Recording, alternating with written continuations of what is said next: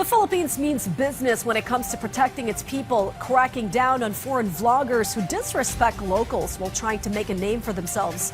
Authorities are putting their foot down, handling offenders and investigating any loose ends to ensure tourists respect Filipinos and the rule of law. Ryan Lesigas narrates the report. Katulad ng nangyari kay Vitali, let this be an example to all the tourists. Mahal namin, we love you all.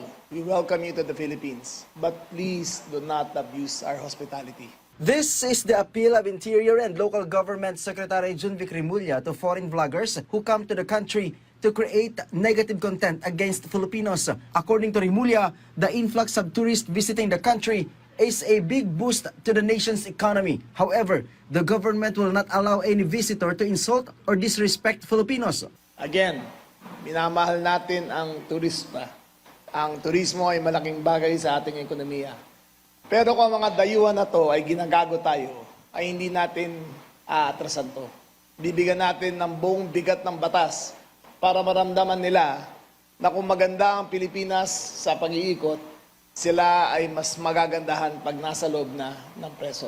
Yesterday, Rimulya presented two vloggers who were arrested by the Bureau of Immigration or BI. Among them is Nikita Chikov, the content creator who went viral for a video claiming that he would spread HIV in the Philippines. After his arrest, Chikov underwent HIV and sexually transmitted disease or STD testing, which returned negative results. Aside from Chikov, Rimulya also presented Estonian YouTuber Siim Rosipo. In one of his contents, he described Filipinos as monkeys. Authorities found that he had overstayed in the Philippines as he was only allowed to stay in the country until January 1. Hindi lang siya sabi niya ang pagkakalat niya ang kanyang sakit na HIV, minumura pa ang lahat ng Pilipino.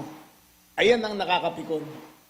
Dito nga sila, nagbabakasyon sila, nakikita natin na isa tinatawag tayong unggoy, isa gusto magkalat ng HIV.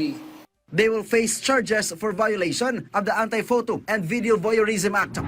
Meanwhile, 3 immigration officers were dismissed by the BI for allegedly giving special treatment to Russian vlogger Vitaly Zorovetsky. According to Malacanang, the Immigration Bureau will also be investigated for any possible lapses committed by its personnel. This follows the release of a video showing the Russian vlogger allegedly using a cell phone and recording videos inside the detention facility. Authorities said the cell phones have already been confiscated. It can be recalled that the foreigner harassed and disrespected Filipinos just to create vlog content. 3 po natanggal ng immigration official because of that at marami po na-confiscate na mga cellphones. Pero kung meron pa pong iba na maaaring masabi natin na nagkakaroon ng kakulangan, paiimbestigahan pa po ito at kailangan matanggal ang dapat na matanggal sa posisyon kung meron pang abuso. Ryan Lesigas from the National TV Network for a new and better Philippines.